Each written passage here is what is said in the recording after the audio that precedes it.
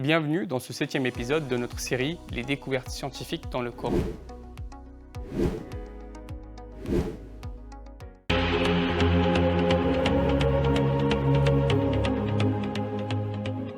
Continuons avec la 13e découverte de cette série et commençons par le verset du Coran qui dit « Il vous crée dans les ventres de vos mères, création après création, dans 3 ténèbres.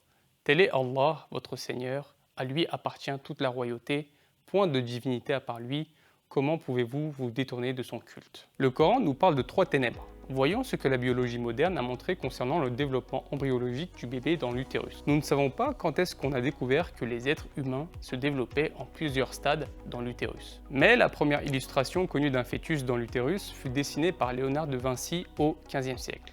La découverte de l'embryon humain se développant par stade n'a pas été discutée et illustrée avant le XVe siècle. Ce n'est que lorsque le microscope fut découvert au XVIIe siècle que des descriptions ont pu être faites des premiers stades de l'embryon du poussin. Les stades des embryons humains n'ont pas été décrits avant le XXe siècle. Ce sujet, qui existe dans tous les manuels de cours d'embryologie de la faculté de médecine, fait partie des notions élémentaires.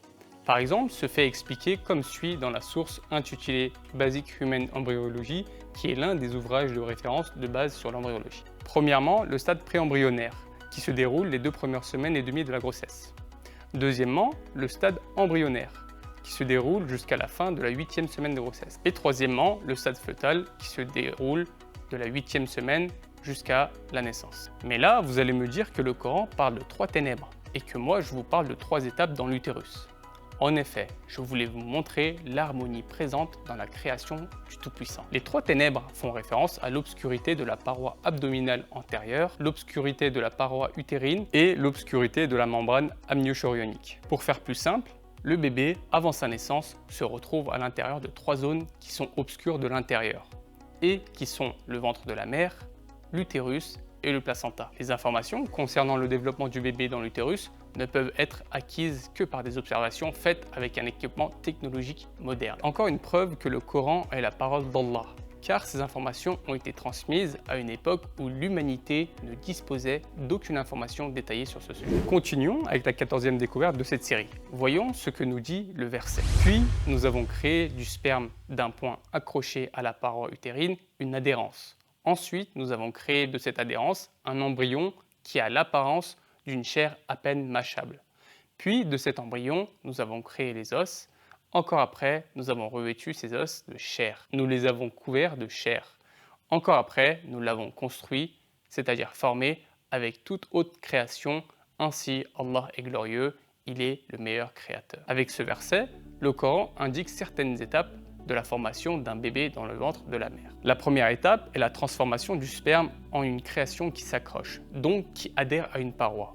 Le mot utilisé ici possède plusieurs sens, comme particule en suspension, caillot de sang ou bien sangsue. Et tout cela est une description appropriée de l'embryon humain du 7e au 24e jour de la grossesse. Lorsqu'il s'accroche à l'endomètre de l'utérus, de la même façon qu'une sangsue s'accroche à la peau. Tout comme la sangsue tire le sang de l'hôte, l'embryon humain tire le sang du décidua ou de l'endomètre d'une femme enceinte. Il est remarquable de voir comment l'embryon de 23 à 24 jours ressemble à une sangsue. Comme il n'y avait pas de microscope ou de lentille disponible au 7e siècle, les médecins ne pouvaient pas savoir que l'embryon humain avait cette apparence de sangsue. La deuxième étape est la transformation de cette adhérence en embryon qui a l'apparence d'une chair à peine mâchable. Le mot utilisé ici signifie quelque chose comme de la chair mâchée. Au début de la 4e semaine, l'embryon est tout juste visible à l'œil nu parce qu'il est plus petit qu'un grain de blé. Il est donc impossible d'en comprendre les détails. Pour vérifier la justesse des descriptions faites dans le Coran concernant l'embryologie, un groupe d'hommes de la ville de Riyad en Arabie décide de soumettre ces versets à un non-musulman et professeur d'embryologie de l'université de Toronto. On demanda donc au professeur Keith Moore de clarifier les versets du Coran. Il est l'un des scientifiques les plus en vue dans les domaines de l'anatomie et de l'embryologie. Et il est l'auteur de l'ouvrage intitulé The Developing Human, l'humain en développement, qui a été traduit en 8 langues.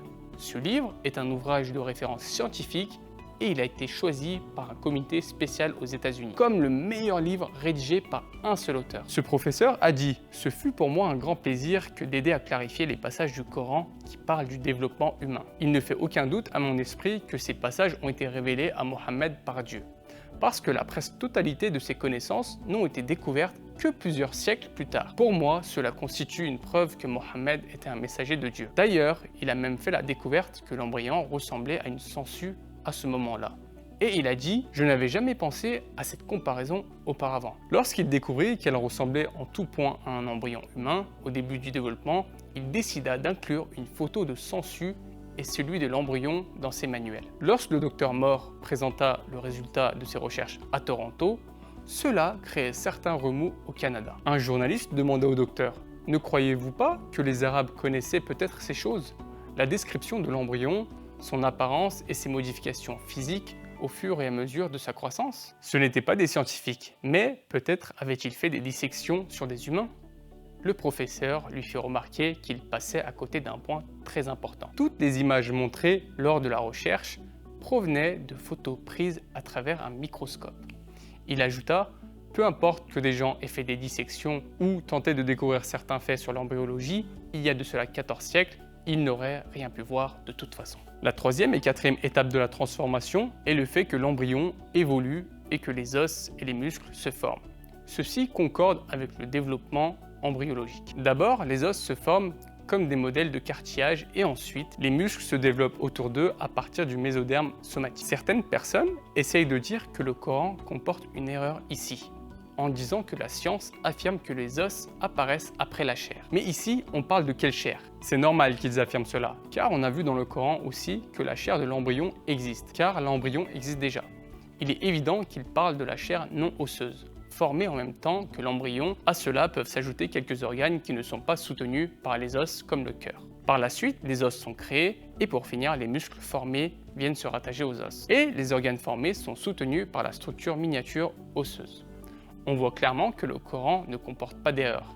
Encore une fois, ils essayent de trouver des erreurs en se basant sur une traduction, alors que la richesse de l'arabe ne permet pas de traduire mot pour mot, car on perd le sens de certains mots en faisant ainsi. Et c'est pour cela qu'on le dit toujours, pour comprendre le sens des versets, il est préférable de lire des exégèses. Revenons à notre sujet. Comment pouvons-nous expliquer le fait que le Coran ait déclaré il y a 1400 ans que l'embryon humain ressemblait à un morceau de viande mâchée dans une phase du ventre de la mère, alors que cela a été découvert au siècle dernier avec les progrès de la médecine? Il n'y a que deux possibilités. Soit le Coran est le livre d'Allah qui nous a conçus en partant d'une forme d'un morceau de viande mâchée dans le ventre de nos mères, soit le prophète Mohammed, que la paix soit sur lui, qui ne savait ni lire ni écrire, a découvert ce fait par lui-même et l'a écrit dans son livre. Il n'est pas possible pour une personne sensée d'accepter la deuxième alternative. Le Coran est donc la parole d'Allah et Mohammed est son messager. Je vous invite donc à vous abonner à notre chaîne YouTube pour ne pas manquer la suite de cette série dans laquelle nous allons vous faire découvrir les données scientifiques découvertes récemment et annoncées il y a plus de 1400 ans par Allah et son messager Mohammed, que la paix soit sur lui. En espérant vous revoir bientôt, c'était la chaîne Demeure étoilée.